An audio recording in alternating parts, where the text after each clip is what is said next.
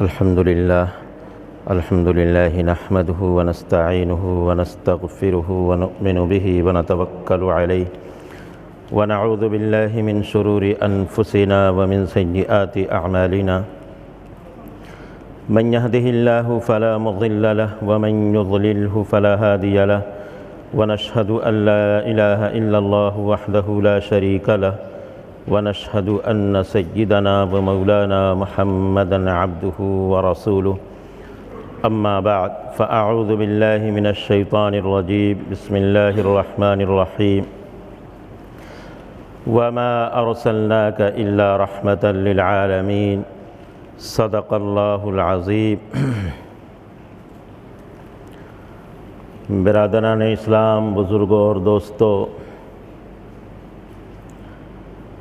رسول اللہ صلی اللہ علیہ وسلم کی زندگی کا ایک ایک عمل ہم سب کے لیے بہترین نمونہ بنایا گیا ہے، اسوہ حسنہ قرار دیا گیا ہے۔ آپ کی سیرت کے بہت سارے پہلو آپ حضرات کے سامنے آ چکے ہیں۔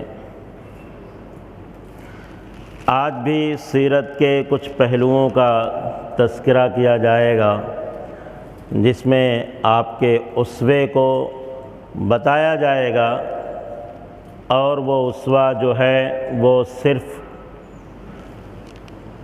آپ کا مقصد کر کے دکھانا نہیں، بلکہ دنیا کو اس اسوے پر، اس عمل پر قائم رکھنا بھی تھا۔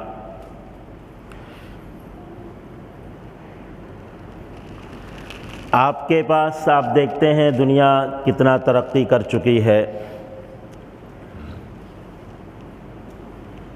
پوری دنیا ایک گاؤں کے مانند ہو چکی ہے۔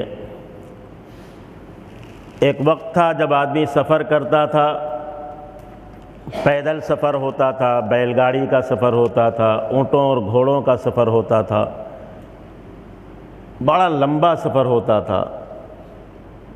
لوگ توشہ لے کر کے نکلتے تھے، اور راستے میں جان کا بھی خطرہ رہتا تھا، قافلوں کے ساتھ نکلنا ہوتا تھا۔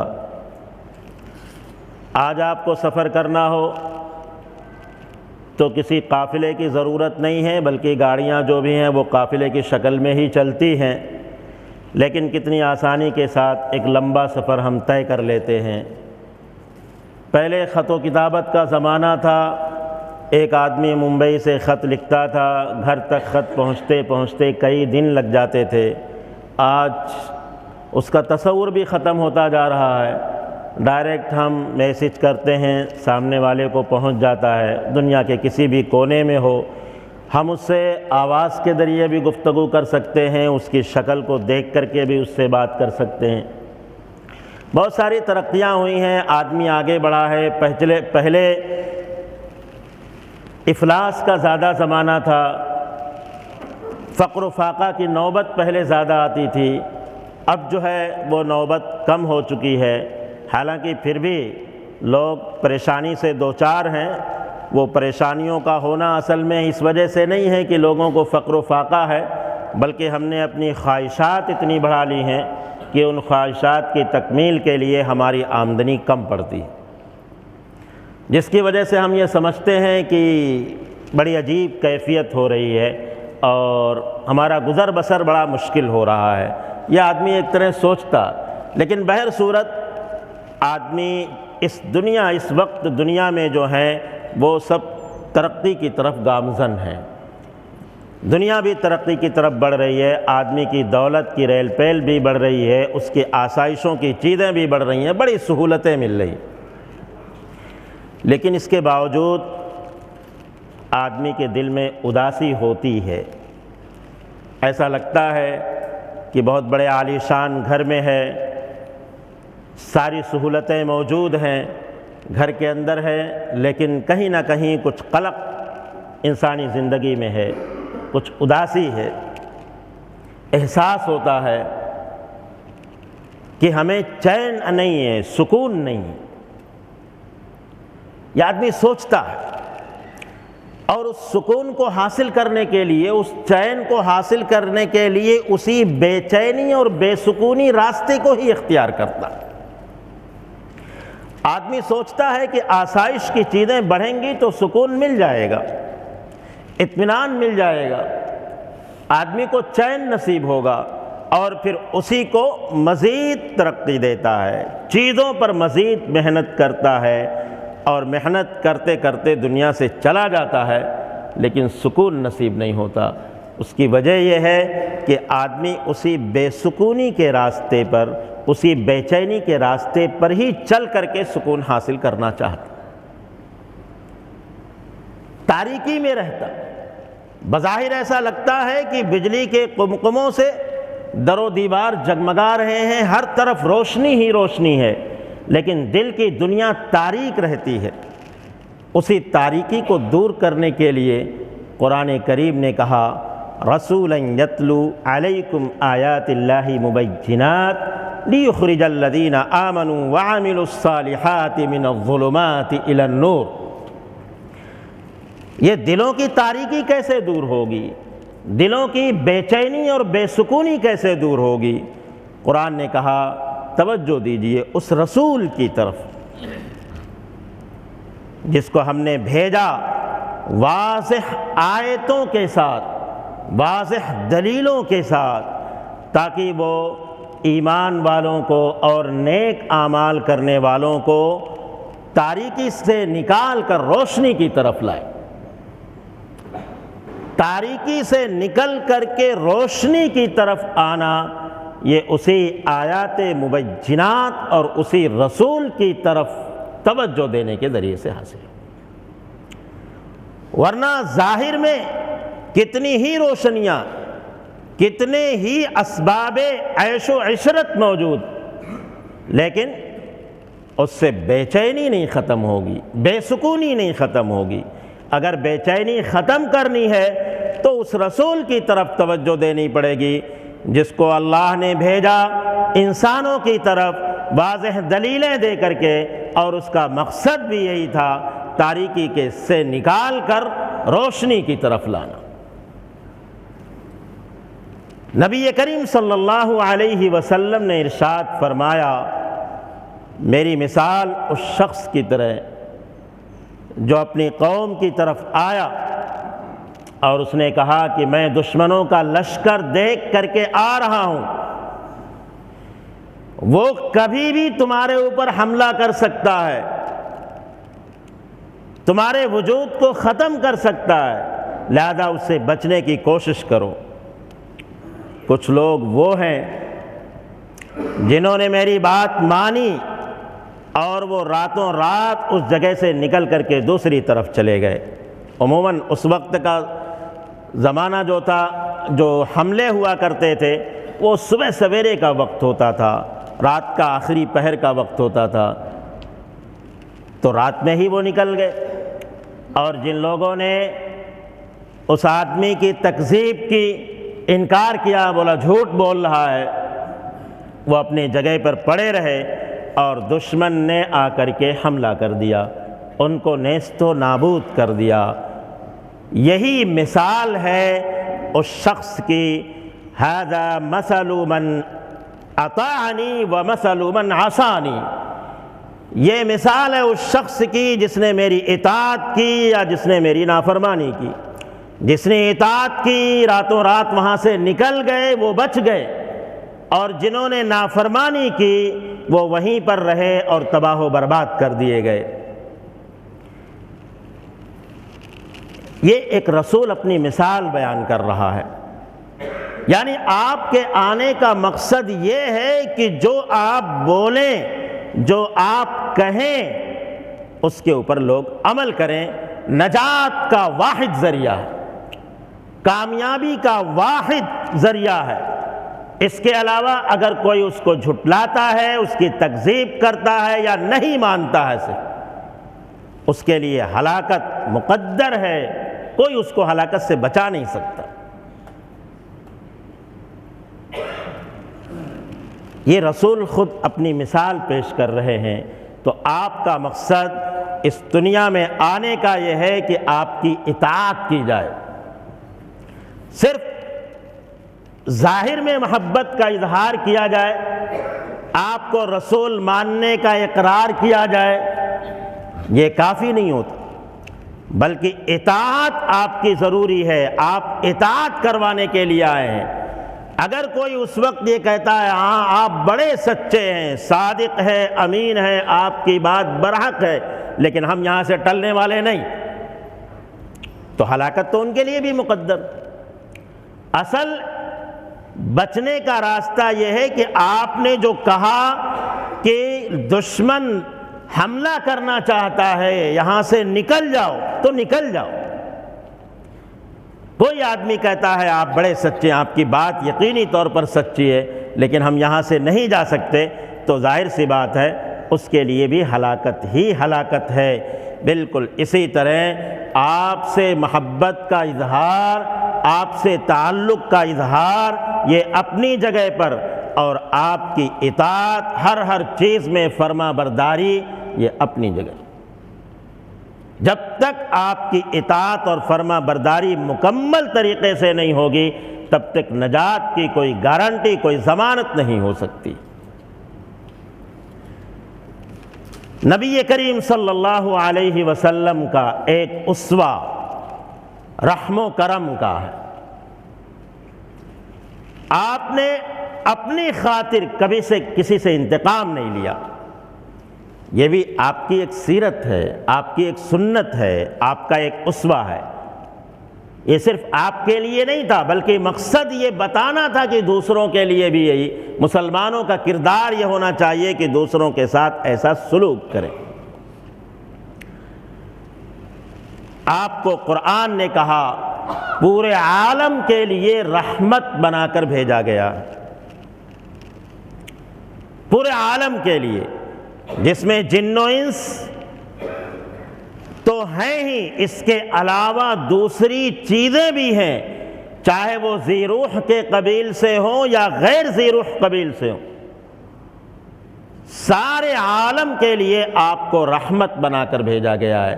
یعنی آپ کی رحمت انسانوں پر بھی ہے، جناتوں پر بھی ہے، جانوروں پر بھی ہے، اور جانوروں کے علاوہ جو جمادات کہلاتے ہیں ان پر بھی ہے۔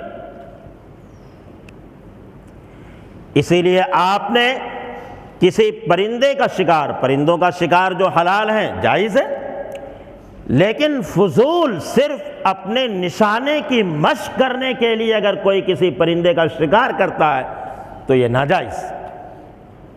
مقصد یہ ہے پرندے کا شکار کر کے ذبح کر کے اس کو کھانا ہے، اپنی غذا بنانا ہے، جائز، لیکن آپ نے منع فرمایا ہے کہ صرف کھیل کی خاطر یا اپنا نشانہ درست کرنے کی خاطر آپ کسی پرندے کا شکار کرو۔ آپ نے ان جانوروں کو جو بوجھ اٹھاتے ہیں، آپ نے فرمایا کہ جتنا بوجھ وہ اٹھا سکتے ہیں اتنا ہی ان کے اوپر لادا کرو، اور اس کے لیے ان کو غذا بھی فراہم کرو۔ اگر آدمی غذا فراہم نہیں کر رہا اور ضرورت سے زیادہ اس کے اوپر بوجھ لاد دیتا ہے تو یہ جانور کے ساتھ ظلم ہے، آپ نے اس سے بھی منع فرمایا۔ جانوروں نے آپ سے شکایت کی ہے، آپ سے رو کر بیان کیا، تو آپ کو تو ہر ایک کے لیے رحمت بنا کر کے بھیجا۔ طائف کا واقعہ مشہور ہے کہ مکہ والوں نے جب ماننے سے انکار کر دیا تو آپ نے سوچا کہ دوسرے شہر جا کر کے اسلام کی تبلیغ کرتے ہیں۔ طائف گئے، سرداروں سے ملاقات کی، چونکہ ان کا ایک اثر ہوتا ہے اپنی قوم پر، اگر سردار بات مان لے تو قوم بھی مان لے گی، لیکن کوئی ماننے کو تیار نہیں ہوا، اور اس کے ساتھ یہ کیا کہ جو اس جگہ کے اوباش اور شریر قسم کے لڑکے تھے، غنڈے تھے، ان کو پیچھے لگا دیا کہ گالیاں دو، پتھر مارو۔ اب بتائیے، پتھر مار مار کر کے آپ کو شہر کے باہر لا کر کے چھوڑ دیا۔ پتھر پڑ رہے ہو تو خون تو بہے گا، خون بہتے بہتے آپ کے نالین مبارکین بھی بھر گئے۔ آپ طائف کے باہر لا کر کے چھوڑ دیے گئے۔ آپ نے بڑی پرسوز دعائیں کی ہیں وہاں پر۔ اس کے بعد فرشتوں کی آمد شروع ہوتی ہے۔ پہاڑوں کے فرشتے کے بارے میں مشہور ہے کہ وہ آ کر کے کہتا ہے کہ اگر آپ اجازت دیں تو دونوں پہاڑوں کے بیچ میں ان کو پیس دیا جائے۔ اتنی زیادہ بدتمیزی انہوں نے کی ہے کہ اس کی سزا یہ ہونی چاہیے۔ آپ نے فرمایا نہیں، یہ لوگ مجھے جانتے نہیں، ہو سکتا ہے ان کے خاندان میں ایسے لوگ پیدا ہوں جو اسلام کو قبول کر لیں۔ آپ بتائیے کہ اتنی زیادہ تکلیفیں پہنچانے کے بعد آپ نے یہ کہا کہ ہو سکتا ہے کہ ان کے خاندان میں ایسے لوگ پیدا ہوں جو اسلام کو قبول کریں۔ آپ چاہتے تو اسی وقت ان کا قصہ تمام ہو جاتا، لیکن آپ نے ایسا نہیں کیا۔ یہ غیروں کے ساتھ، دشمنوں کے ساتھ آپ کا برتاؤ رہا ہے۔ مکہ کے اندر کتنی اذیتیں دی گئیں، کتنی تکلیفیں پہنچائی گئیں کہ آپ کو مکہ چھوڑنا پڑا۔ مدینہ جا کر کے آپ نے قیام کیا۔ اس کے بعد جب مکہ فتح ہوتا ہے تو وہ سارے لوگ جو اس وقت زندہ رہ گئے تھے سب حرم کے اندر موجود۔ گالیاں دینے والے بھی تھے، حرم کے اندر آپ کے گردن پر اونٹ کی اوجھ، گندی اوجھ اوجھڑی رکھنے والے بھی تھے، آپ کو قتل کرنے کے منصوبے بنانے والے بھی تھے، سازشیں کرنے والے بھی تھے۔ سارے لوگ وہاں پر موجود تھے۔ ہر ایک کو یہ خطرہ لگا تھا کہ آج تو ہماری خیر نہیں۔ آپ نے فرمایا یا قریش ما ترون انی فاعل فیکم، تمہارا کیا خیال ہے میں تمہارے ساتھ کیا معاملہ کرنا چاہتا ہوں؟ قریش مزاج شناس تھے، وہ سمجھ گئے کہ آواز میں رحمت کی بو ہے۔ انہوں نے کہا خیر انت کریم وابن کریم، آپ ایک شریف انسان ہیں، شریف انسان کے بیٹے ہیں، آپ سے خیر کے علاوہ کیا امید کی جا سکتی؟ جبکہ صحابہ کا پورا موڈ بنا ہوا تھا اور وہ کہہ رہے تھے اليوم نضربكم على تنزيله ضربا يزيل الهام عن مقيله ويذهل الخليل عن خليله، کہ آج قرآن کے حکم کے مطابق ایسی ضرب لگائیں گے، ایسی مار ماریں گے کہ کھوپڑی گردن سے اتر جائے گی، ایک دوست دوسرے دوست کو بھول جائے گا۔ لیکن آپ نے فرمایا نہیں، الیوم یوم المرحمہ، آج تو رحم و کرم کا دن، الیوم یوم بر و وفا، آج نیکی اور وفاداری کا دن ہے۔ آپ نے فرما دیا لا تثریب علیکم اليوم اذهبوا وانتم الطلقاء، آج تمہارے اوپر کوئی مواخذہ نہیں، جاؤ تم سب کے سب سب کو معاف کر دیا ایک لخت میں جس کے اندر سارے مجرمین موجود تھے۔ یہ معاف کر کر کے انسانوں کو یہ پیغام دیا، اپنے ماننے والوں کو یہ پیغام دیا کہ معافی کے اندر بھلائی ہے، اس کے اندر خیر ہے، یہ تمہارے لیے بھی ہے۔ ہمارا حال یہ ہوتا ہے کہ ہم تو اپنے بھائی کو معاف کرنے کے لیے تیار نہیں ہوتے، یہاں تو دشمنوں کو معاف کیا جا رہا۔ یہ بھی آپ کا اسوہ ہے۔ اصل میں ہم نے کچھ چیزیں نبی کریم صلی اللہ علیہ وسلم کی سنتوں میں شمار کر لی ہیں، داڑھی رکھ لیا، کرتا پیجامہ پہن لیا، تسبیح ہاتھ میں لے کر چلنے لگے، مسواک کا اہتمام کر لیا۔ یہ سنتیں ہیں، ہم نے انہی کو سنتیں سمجھ لیا۔ آپ کا حال یہ تھا کہ اگر راستہ چلتے ہوئے کوئی آدمی آپ سے مصافحہ کر لیتا تو جب تک وہ آدمی خود اپنے ہاتھ کو الگ نہیں کرتا آپ اپنے ہاتھ کو نہیں چھڑاتے تھے۔ راستے میں چلتا ہوا کوئی بھی کتنا بھی کمزور انسان، بڑھیا ایک اگر راستہ روک لیتی تو آپ جب تک وہ ہٹ نہیں جاتی تب تک آپ اپنے راستے پر چلتے نہیں۔ آج ہم کہتے ہیں کہ ہمارا زمانہ بڑا بزی ہے، بہت مشغول ہے، بڑے کام ہے۔ اگر ہم دیکھتے ہیں کہ سامنے والا باتیں بڑھایا جا رہا ہے تو ہم اپنے چہرے کو پھیرنا شروع کر دیتے ہیں، سوچتے ہیں کیسے اس سے جان چھوٹے، اور اس سے آگے بڑھنے کی کوشش کرتے ہیں۔ اور ہمیں دنیا بھر کے کام یاد آتے ہیں، ارے یہ کام ہے، اگر میں یہ لیٹ ہو گیا تو یہ کام میرا چھوٹ جائے گا۔ جو انسان پوری کائنات کی ہدایت کے لیے بھیجا گیا تھا وہ اتنا فالتو تو نہیں تھا کہ اس کے لیے وہ رکا ہوا ہے۔ آپ کی زندگی کا ایک ایک پل دیکھ لیجئے، تزکیہ، تعلیم، تربیت، تبلیغ، اس کے علاوہ رات بھر نمازوں کا اہتمام، سارے کام دین کے ہو رہے ہیں۔ اصل مقصود بتلانا یہ تھا کہ دین کا یہ بھی ایک اہم حصہ ہے اور یہ بھی ایک سنت ہے، اور یہی سنتیں انسان کو کمال تک پہنچاتی ہیں۔ یہ بڑی بڑی وہ سنتیں ہیں جو ہر انسان کے لیے مشکل ہوتی ہیں، سب کے لیے مشکل ہیں، کہنے والے کے لیے بھی، سننے والے کے لیے بھی، لیکن آپ کا طریقہ یہی تھا کہ ہر ایک کے ساتھ برتاؤ آپ کا برابر ہوا کرتا۔ آپ کے ہاں اونچ نیچ کا کوئی فرق نہیں تھا، بلکہ آپ تو انصاف کو قائم کرنے کے لیے آئے تھے، اور انصاف کو قائم کرنے کا آپ کو حکم دیا گیا تھا۔ خطبے میں جو آیت پڑھی جاتی ہے اس میں تو یہی کہا جاتا ہے ان اللہ یأمرکم بالعدل والاحسان، اللہ تعالیٰ تمہیں حکم دیتا ہے عدل کا، نیکی کرنے کا، انصاف کرنے کا۔ قرآن کریم نے جہاں پر انصاف کے لیے احکامات نازل فرمائے وہاں پر یہ کہا ہے کہ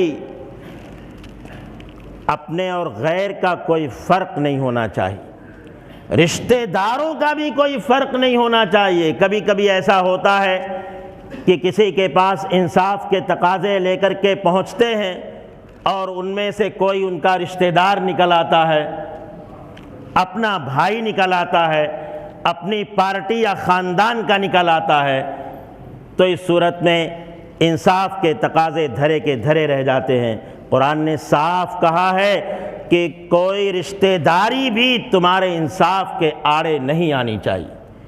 نبی کریم صلی اللہ علیہ وسلم کے زمانے میں ایک لڑکی جس کا نام فاطمہ تھا، قبیلہ بنو مخزوم کی تھی، اس سے چوری سرزد ہو گئی، گواہی سے ثابت بھی ہو گیا۔ آپ صلی اللہ علیہ وسلم نے اس کے ہاتھ کو کاٹنے کا حکم صادر فرمایا۔ یہ حد ہے۔ حد کہتے ہیں جس جرم کی سزا قرآن نے خود مقرر کی ہے اس میں کوئی تبدیلی نہیں کی جا سکتی۔ قرآن کا وہ فیصلہ ہے، وہ فیصلہ ہے، اس میں کسی کو بھی، بادشاہ وقت کو بلکہ نبی کو بھی کوئی اختیار نہیں ہوتا ہے اس میں تبدیلی کرنے کا۔ اور چوری کی سزا ہاتھ کاٹنا، آپ نے حکم صادر فرما دیا۔ لیکن ظاہر سی بات ہے کسی کا ہاتھ کٹا ہوا ہو تو یہ اس کے لیے، اس کے خاندان کے لیے ایک بدنامی اور بے عزتی کا سبب ہوگا۔ چنانچہ وہ بنو مخزوم کے لوگ اکٹھا ہوئے، انہوں نے سوچا کہ کیا کیا جائے اس کے بارے میں۔ نبی کریم صلی اللہ علیہ وسلم کے پاس جانے کی تو کسی کو ہمت نہیں ہوئی۔ آپ کے بڑے چہیتے ایک صحابی تھے حضرت اسامہ رضی اللہ تعالی، سوچا چلو ان کے پاس جاتے ہیں، ان کے ذریعے سے سفارش کرا لیتے۔ حضرت اسامہ رضی اللہ تعالیٰ عنہ چلے گئے سفارش کرنے کے لیے کہ اس کے علاوہ، یعنی ہاتھ کاٹنے کے علاوہ کوئی اور سزا دی جائے۔ بس یہ سفارش کر، سزا ختم نہیں کرنا، اس کے علاوہ کوئی اور سزا دے دی جائے تاکہ وہ سزا کا داغ مٹ جائے۔ یہ تو ایسا داغ ہوگا کہ وہ مٹے گا نہیں، ہمیشہ کے لیے ایک بے عزتی کا سبب رہے گا۔ آپ غصے سے سرخ ہو گئے، آپ نے فرمایا اتشفع یا اسامہ فی حد من حدود اللہ، اسامہ تم اللہ کے حدود میں سے ایک حد میں سفارش کرنے آئے؟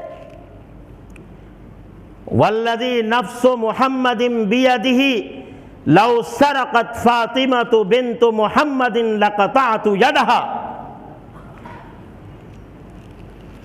قسم ہے اس ذات کی جس کے قبضے میں محمد کی جان ہے، اگر میری بیٹی فاطمہ چوری کرتی تو اس کے بھی ہاتھ کاٹنے کا میں حکم دے دیتا۔ یہاں مسئلہ قبیلے بنو مخزوم کا نہیں ہے، یہاں مسئلہ چوری کرنے والے کا ہے۔ وہ چوری کسی بھی قبیلے کا آدمی کرتا، وہ چاہے نبی کا کوئی خاندان کا کرتا، اس کا بیٹا یا بیٹی کرتی، اس کے لیے حکم وہی تھا۔ یہ تھا آپ کا انصاف۔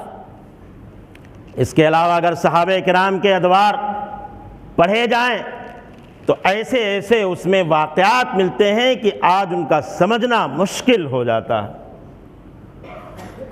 حضرت معاویہ رضی اللہ تعالیٰ عنہ